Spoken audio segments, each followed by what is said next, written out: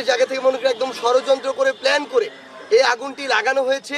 সচিবালয়ে আগুনের ঘটনাটি ষড়যন্ত্রমূলক ও পরিকল্পিত বলে মন্তব্য করেছেন জাতীয় নাগরিক কমিটির মুখ্য সংগঠক ও জুলাই শহীদ স্মৃতি ফাউন্ডেশনের সাধারণ সম্পাদক সার্জিস আলম।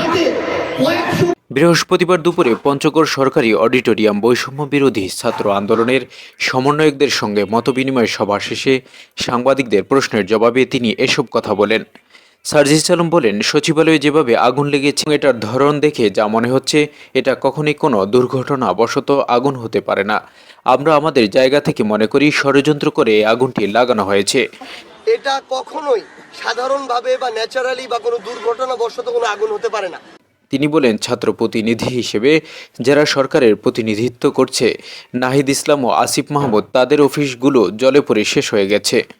সেখানে খুনি শেখ হাসিনা দালালদের বিভিন্ন সময়ের অন্যায় অপকর্ম দুর্নীতির ফাইলগুলো ছিল।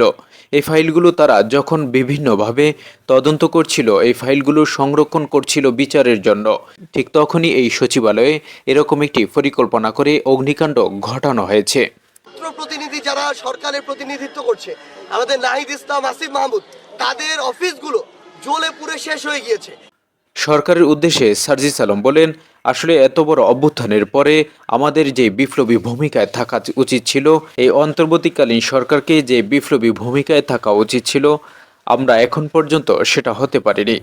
আমরা আসলে বেশি ভালো সাজতে গিয়ে সুশীল হতে গিয়েছি, সুযোগ দিতে গিয়েছি, কিন্তু যাদের রক্তে দালালি, যাদের রক্তে দাসত্ব, যারা এত বছরের অপকর্মের সঙ্গে জড়িত, তাদেরকে আপনি যতই সুযোগ দেন কোনো লাভ নেই। তিনি বলেন, আমরা আমাদের জায়গা থেকে মনে করি অন্তর্বর্তী সরকারের আমাদের যারা প্রতিনিধি রয়েছে, আমরা যারা রাজপথে রয়েছি, আমাদের এখন সময় এসেছে এই বিপ্লবকে ধারণ করে বিপ্লবী ভূমিকায় অবতীর্ণ হওয়ার। আমাদের এই যারা ছাত্রদের প্রতিনিধিত্ব করছে ওই অন্তর্বর্তীকালীন সরকারে, তারাই অভ্যুত্থানের রাজপথ থেকে লড়াই করেছে। এই ঘটনার সুষ্ঠু তদন্ত চেয়ে সার্জিস আলম বলেন, দোষীদের দৃশ্যমান বিচারের আওতায় আনতে হবে।